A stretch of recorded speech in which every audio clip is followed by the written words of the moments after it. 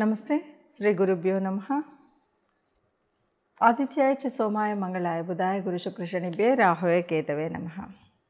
2024లో రాహు కేతువుల ప్రభావం ద్వాదశ రాశులపై ఎలా ఉంటుందో చూద్దాం.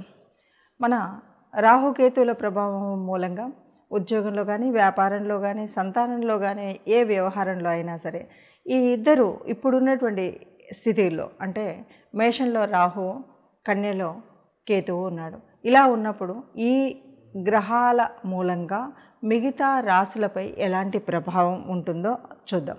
ఎందుకంటే రాహుకేతువులు రెండు కూడా చెప్పాలంటే సూర్యుడిని చంద్రుడిని కూడా మింగగలిగినటువంటి శక్తి ఉన్నటువంటి గ్రహాలు రాహుకేతువులు.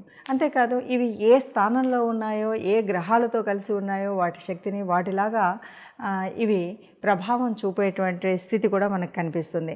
ఇక రాహు అంటే వ్యాపకత్వానికి, అలాగే కొన్ని మోసపూరితమైనటువంటివి, అలాగే కొన్ని విదేశీ ప్రయాణాలకు ఇలా రకరకాలుగా చేస్తే, కేతు అంటే యోగాన్ని ఇస్తుంది అని చెప్తాము. ఆ యోగము ఒక ఆధ్యాత్మిక చింతనతో కూడినటువంటి యోగాన్ని ఇచ్చేటువంటి పరిస్థితి ఉంది. మరి ఇలాంటి ఈ రెండు గ్రహాలు ఈ రెండు స్థానాల్లో ఉన్నప్పుడు ద్వాదశ రాశులకు ఎలా ఉంటుందో చూద్దాం. దీనివల్ల మనకి మంచి జరుగుతుందా, చెడు జరుగుతుందా, ఏ రాశి వారికి ఎలా ఉంటుంది, ఏ రాశి వారికి ఏ రకమైనటువంటి పరిహారం చేసుకోవాలో తెలుసుకుంటే మంచిది. రాహుకేతువులు మేషంలో రాహు ఉండి కేతువు కన్యలో ఉన్నప్పుడు ఈ జనవరి 2024 నుండి డిసెంబర్ 31, 2024 వరకు ఈ రాసుల్లో రాహుకేతు ఉన్నప్పుడు మిగతా రాసుల వారికి ఎలా ఉంటుందో తెలుసుకునే ప్రయత్నం చేద్దాం. ఇక తదుపరి రాశి, చివరి రాశి మీనరాశి. మీనరాశికి చెప్పాలి అంటే రాహు రాశిలోనే ఉన్నాడు.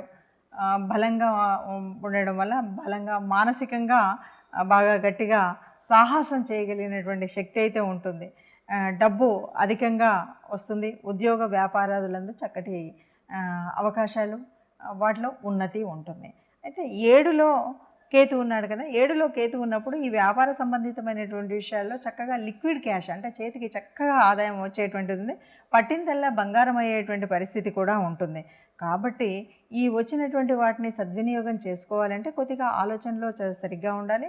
అలాగే శరీరంలో మరి అంటే ఎంతసేపు ఊహలో ఇక్కడ పెడితే అక్కడ పెడితే అనే ఆలోచిస్తూ ఉన్నప్పుడు మన శరీరాన్ని కూడా మనం కొంత పట్టించుకోవాలి. ఆరోగ్య విషయంలో జాగ్రత్తగా ఉండాలి. శరీరానికి కొంత రెస్ట్ ఇవ్వాలి. అలా చేసినట్టయితే మీ ఆరోగ్యం బాగుంటుంది, సంపద బాగుంటుంది, ఆనందంగా ఉంటారు అని చెప్పచ్చు. రాహు కేతువులు ఈ రెండు గ్రహాల మూలంగా మనకు కొంచెం ఇబ్బంది కలిగించేటువంటివని, రాహుకేతువుల మధ్యలో గనక గ్రహాలను ఉంటే మనకు సర్పదోషం ఉందని ఇలాంటివన్నీ మనం వింటూ ఉంటాం.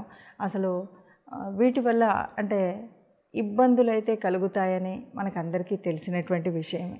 కానీ ఇలా ఒకవేళ ఈ రాహుకేతువుల వల్ల యోగాన్ని కూడా ఇచ్చేటువంటి పరిస్థితి ఉంది కొన్ని రాశులకు.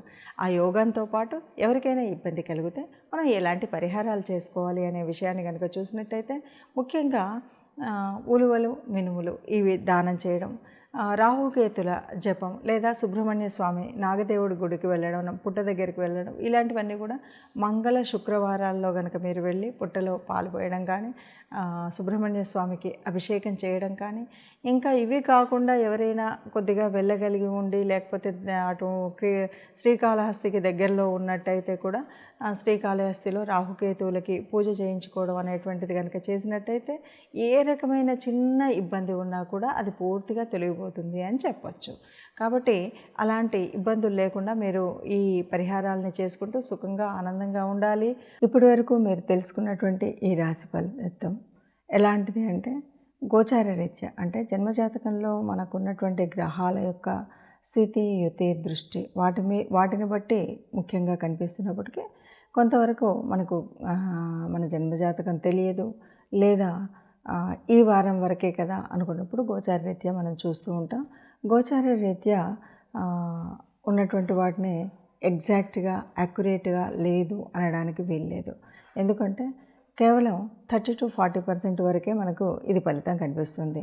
మనకు జన్మజాతకంలో కూడా ఈ గ్రహాలు ఇలాంటి పరిస్థితిలో ఉంటే అప్పుడు మనకు 100% కనిపిస్తుంది. లేదంటే 30-40 మనకు ఈ ఫలితాలు కనిపిస్తాయి. మరి 30-40 ఉన్నప్పుడు ఎందుకు తెలుసుకోవాలి అంటే, దీనివల్ల కూడా ఏదైనా మనకి అంటే ప్రయాణాల వల్ల కానీ, లేకపోతే ఏదైనా ఆర్థిక ఇబ్బందులు కానీ రాబోతున్నాయి, లేకపోతే ఏదైనా ఆనందకరమైన విషయం రాబోతుంది అన్నప్పుడు దాన్ని ముందుగా తెలుసుకున్నప్పుడు రాబోయే కష్టాన్ని అడ్డుకోవడానికి కానీ, రాబోయే అనారోగ్యాన్ని తట్టుకోవడానికి కానీ మనం చేయవలసినటువంటి పరిహారాలు ఏమైనా ఉంటే చేసుకోవడానికి వీలుగా మనము ఇలా ముందు తెలుసుకోవడం అనేటువంటి పద్ధతి. ఏది ఏమైనా మనం ఈ చిన్న పరిహారాలు చేసుకున్నప్పుడు అందరికీ ఆనందంగా ఉంటుంది, సుఖంగా ఉంటుంది.